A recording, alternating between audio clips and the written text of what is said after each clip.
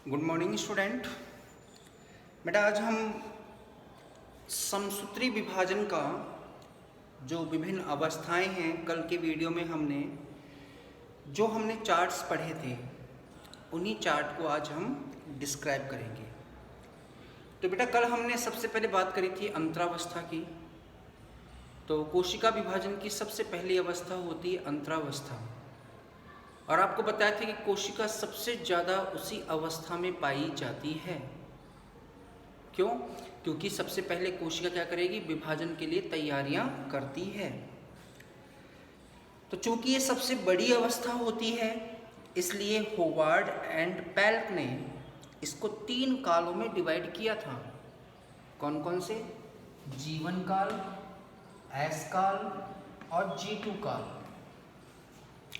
तो बेटा जीवन काल में क्या होता है? एक तो कोशिका के आकार में वृद्धि होती है, दूसरा प्रोटीन तथा आरएनए का निर्माण होता है, और तीसरा है डीएनए को बनाने के लिए आवश्यक पदार्थों का संश्लेषण होता है। ठीक है। और अगर हम देखें तो ये इन तीनों में भी सबसे बड़ी प्रावस्था होती है।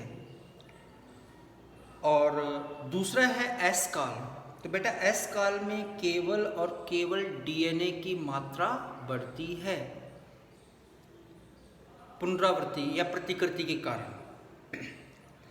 G2 काल में क्या होता है बेटा? यहाँ तक आते आते उसमें सभी आवश्यक तैयारियां पूर्ण हो चुकी होती हैं, लेकिन यहाँ पे जैसे केंद्रिक है, राइबोसोमल आरएनए है, इन सभी का निर्माण भी होता है। तो बेटा इस तरह से आपने देखा कि इसमें अंतरावस्था कंप्लीट हो चुकी है। आज हम सबसे पहले जो बात करेंगे वो है विभाजन अवस्था।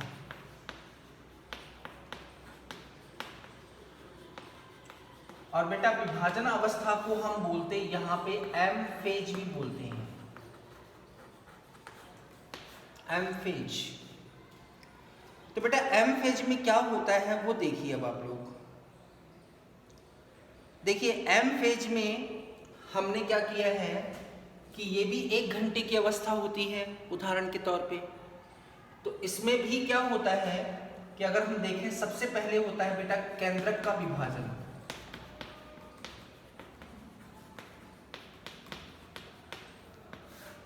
किसका विभाजन होगा? सबसे पहले केंद्रक का विभाजन होता है। और आपको पता है केंद्रक का विभाजन भी एक लंबी प्रोसेस होती है, लंबी प्रक्रिया होती है, इसलिए इसको भी कितनी 4 प्रावस्थाओं में बांटा गया है।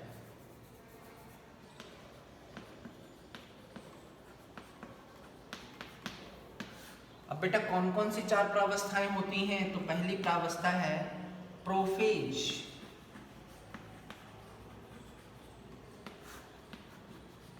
प्रोफेज प्रावस्था। तो बेटा प्रोफेज प्रावस्था में क्या होता है कि जैसे मैं चित्र के द्वारा बता दूं, जैसे यहां पे ये कोशिका थी,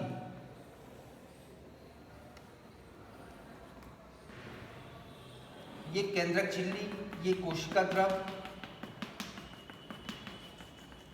और ये गुणसूत्र होते हैं, और इसके अंदर ये केंद्रिका होती है। तो पहले नामांकन कर लेंगे बेटा। इसको बोलते हैं कोशिका द्रव, इसको बोलते हैं केंद्रक, और इसको बोलते हैं क्रोमेटिन जाल।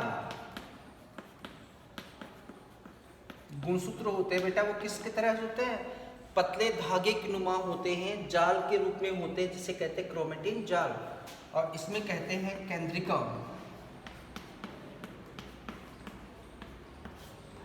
केंद्रिका। तो बेटा इस प्रोफेज अवस्था में क्या क्या होता है वो देख लीजिए। सबसे पहले तो क्या होगा कि इसमें केंद्रक जो होता है ना,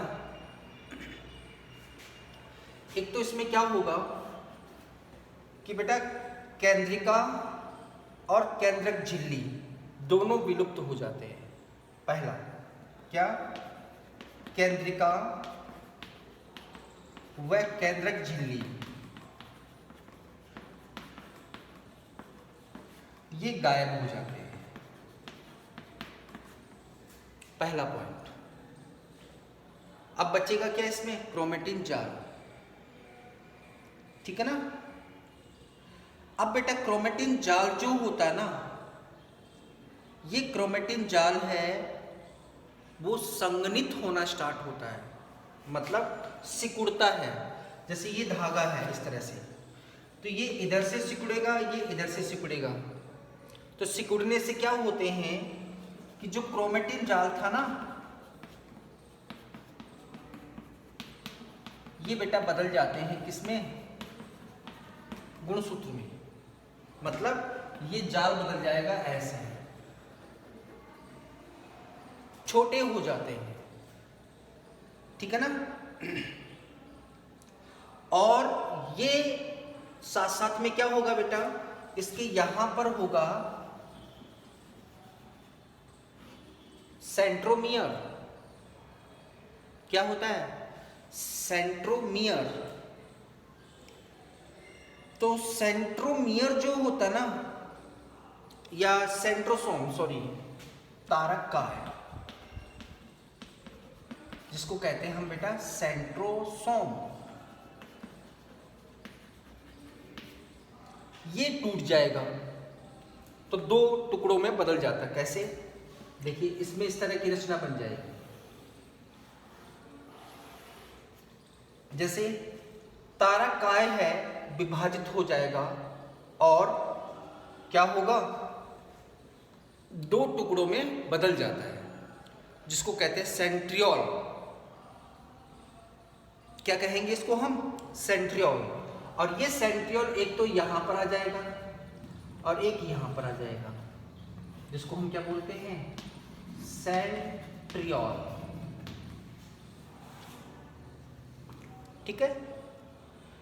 और ये सेंट्रियोल जो होता है ना, ये धीरे धीरे तरकु तंतु बनाना प्रारंभ कर देता है। इस तरह से, इस तरह से ये क्या बन जाते हैं बेटा? तरकु तंतु।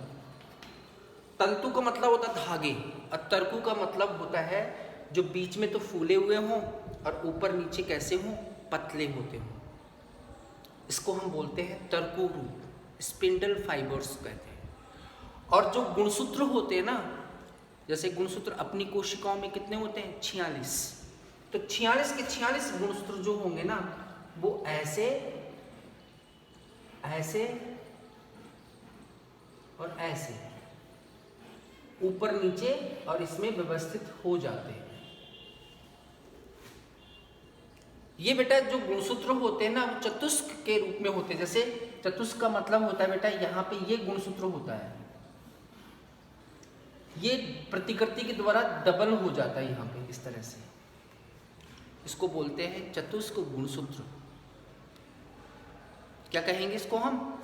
चतुष्क गुणसूत्र कहेंगे। इस रूप में होते हैं ये, ठीक है ना। अब ये देखिए, ये जितने भी गुणसूत्र होते हैं वो सारे के सारे तरकु तंतुओं के मध्य में अनियमित रूप से क्या होते हैं? बिखर जाते हैं। तो बेटा यहाँ पे लिख देता हूं मैं। पहला हो गया केंद्रिका व केंद्रक झिल्ली विलुप्त हो गई। क्रोमेटिन जाल किस में बदल गया? गुणसूत्रों में बदल गया। तीसरा होता है बेटा तारकाय या सेंट्रोसोम, जो होगा ना, ये विभक्त होकर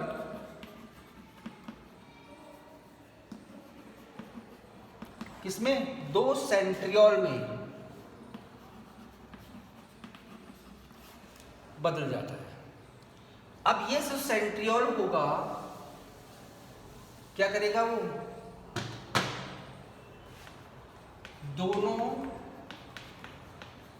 सेंट्रियोल विपरीत ध्रुवों पर चले जाते हैं। एक ऊपर आ जाएगा और एक नीचे की तरफ आ जाता है। दोनों सेंट्रियोल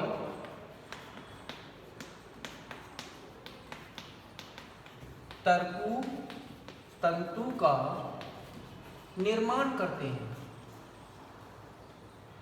जैसा कि चित्र में आप देख रहे हैं, और सभी गुणसूत्र इन तरकु तंतु के मध्य में व्यवस्थित हो जाते हैं।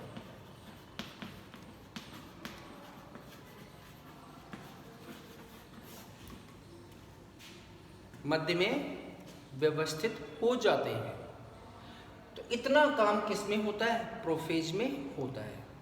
अब आ जाइए मेटाफेज में।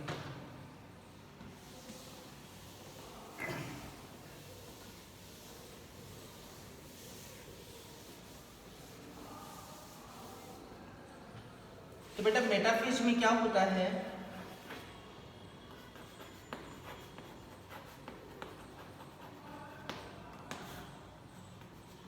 मेटाफेज में क्या होता है वो आप देखिए। बेटा मेटाफेज में जितने भी गुणसूत्र होते हैं वो सभी के सभी गुणसूत्र तरकु तंतुओं के मध्य में आके व्यवस्थित हो जाते हैं। देखिए इस तरह से।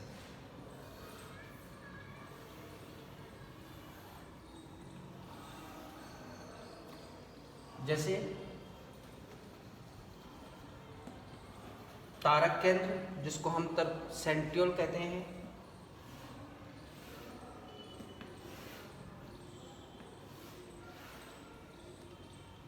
अब जो गुणसूत्र होते हैं ना बेटा ऐसे होते हैं, इस तरह से।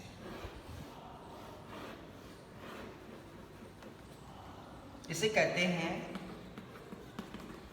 चतुष्क गुणसूत्र। और दोनों जो भुजाएं होती हैं वो एक बिंदु से जुड़ी होती हैं, जिसको हम कहते हैं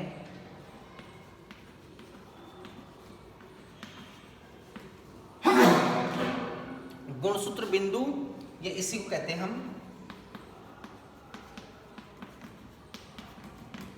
काइनेटोकोर।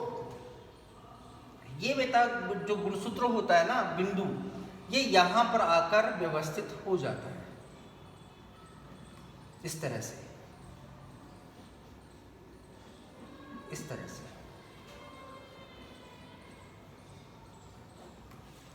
तो जो बिखरे हुए थे ना वो सारे के सारे क्या होते हैं? कोशिका के मध्य भाग में आके जुड़ जाते हैं, ठीक है ना, और एक प्लेट का निर्माण करते हैं। तो बेटा यहां पे मैं लिख देता हूं, 2 मिनट में मैं फ्री होगा। तो बेटा यहां पे क्या होगा? सभी गुणसूत्र कोशिका के मध्य भाग में व्यवस्थित हो जाते हैं, ठीक है। तथा क्या बनाते हैं? मेटाफेज प्लेट बनाते हैं। किसके द्वारा जुड़े? गुणसूत्र बिंदु तरकु तंतु से जुड़ जाते हैं। तो दो ही काम होंगे, एक तो सारे गुणसूत्र मध्य भाग में जुड़ गए और एक प्लेट बन गई मेटाफेज प्लेट। और किस भाग से जुड़ेंगे? गुणसूत्र बिंदुओं से आके जुड़ जाते हैं, ठीक है बेटा। तो आज की 2 इसकी अवस्थाएं हो गई। तीसरी और चौथी जो अवस्थाएं हैं वो अपन कल के वीडियो में अध्ययन करेंगे। ओके।